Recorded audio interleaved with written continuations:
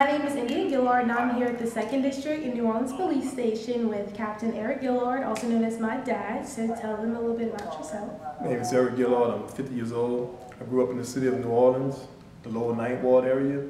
I became a police officer. I've been a police officer for 27 years. I believe in serving the community, provide the best possible service as possible. I truly care about the citizens of New Orleans, in which I grew up in. And I'm here to make a difference, and I think I made a tremendous difference by being a police officer in my 27-year career. Yes, so now we're about to go drive down to Lower Ninth Ward, where he's from, to get some insight on how he became the police officer he is today. So the story behind the badge.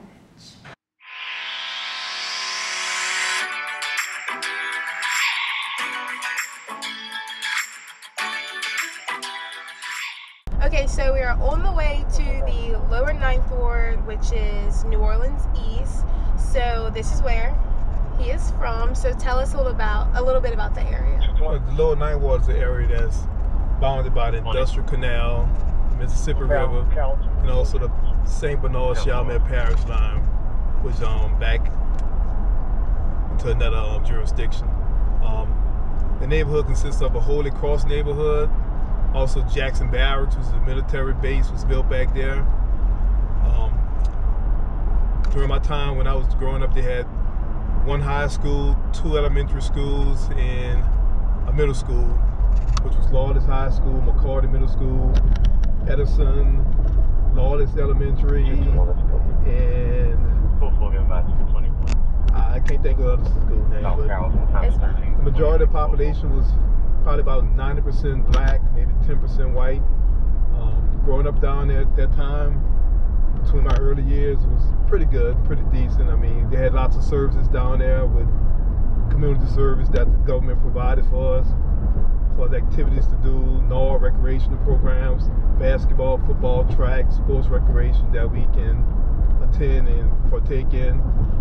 During maybe the late 80s, early 90s, crack cocaine came out, and at that time the area started changing. It became crime-ridden, kind of infested with drug dealers and pretty much narcotics and stuff like that took over the area and kind of made it pretty bad with the increasing number of violent crimes happening because of the drug trade.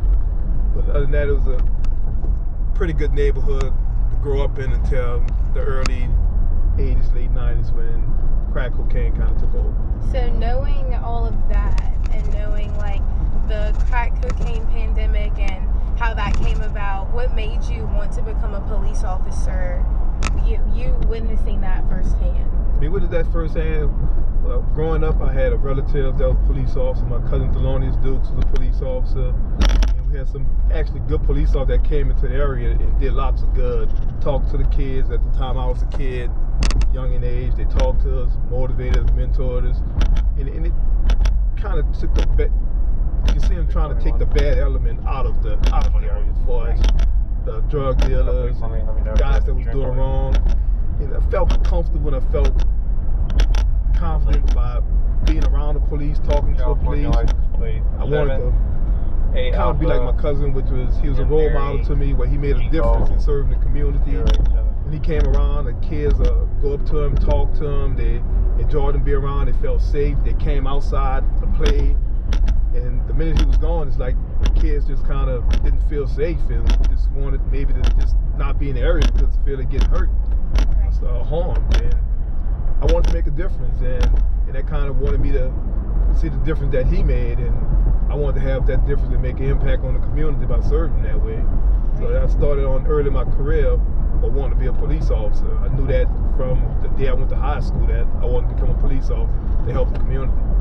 So I know you still come down here almost every other day. Like, how come you still come down here knowing that, well, you live in Baton Rouge, but when you come to work, you still come down here just to check on the community? Like, why do you still come down here? Well, I still come down work actually in the 2nd District, which is the uptown part of New Orleans.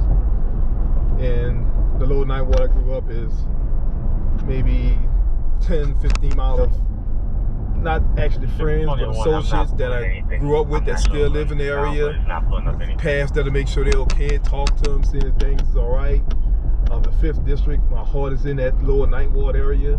I used to work in the 5th District, and just to go into the area to see how it is now and bring back memories of how it was then and how it is now, and trying to prove it. It just bring back the memories. It make me kind of reminisce and reflect on where I came from and where I am now, and looking at the kids and the people down there, and just trying to help make a difference for them also. Right. Although that's not my area, I still have it's in my heart a deep interest in that area. Just wanting to see it just boom and strive and do good. They have a community center down there. I visit the community center, P. Sanchez. The 5th District have events at that Sanchez Center that I participate in. That area where I grew up is just in my heart. It's just something I just never forget. It's lots of memories of good and bad.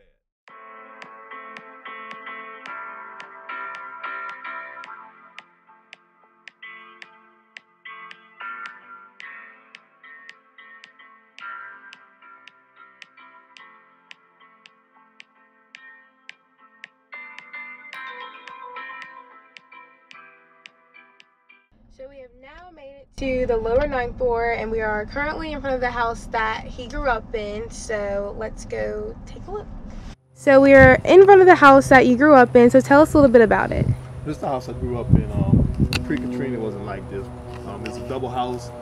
My mother, my father, and I, along with my brothers, my sister, and my 2 nieces, we lived in this house. It was a double house. My niece, my sister, they lived on one side. My brother and I, my mom and dad, we lived on the other side.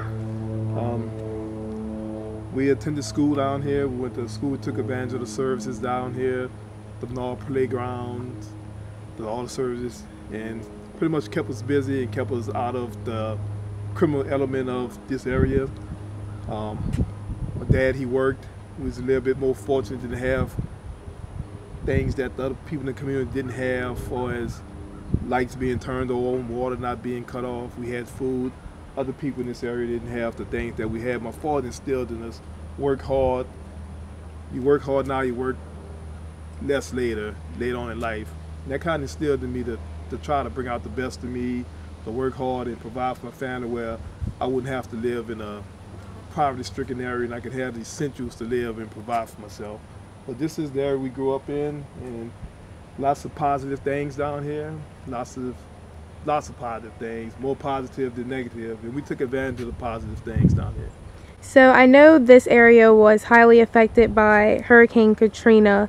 I know you were in the task force at the time. So how did you, dealing with your area being affected the hardest, affect you, and also explain your experience during Katrina as a police officer?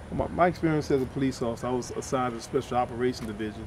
And during Katrina, when the storm hit, Special Operations Division, we had the boat unit assigned to us. We were a SWAT team. Katrina hit, the whole city was flooded underwater. You had people from all over needing help. We had boats assigned to us, and after the wind had died down, the water was really, really high down here. It was about 30 feet or more. We came down here in boats and rescued people. We navigated the boats down in this area. We felt kind of bad that we couldn't rescue lots of people, but the boat can only hold so many, and you have people on rooftops just needing help, and we got as many people in the boat as we can and took them to dry land and came back. 5 or more days, we continue to rescue people from out this area and bring them to high ground where they can get out here and get some better assistance and shelter. But Katrina bring back a lot of memories, and it just wasn't this area that we rescued people in. The same, it was throughout the whole city of New Orleans. But coming down this area, helping and during Katrina, it kind of, I'm not going to say hurt, but I felt really, really bad about the neighborhood I grew up in the condition that I saw it in at the time of Katrina had hit, and it was devastating. And as you can see now, it still haven't actually repopulated and rebuilt like it was prior to Katrina.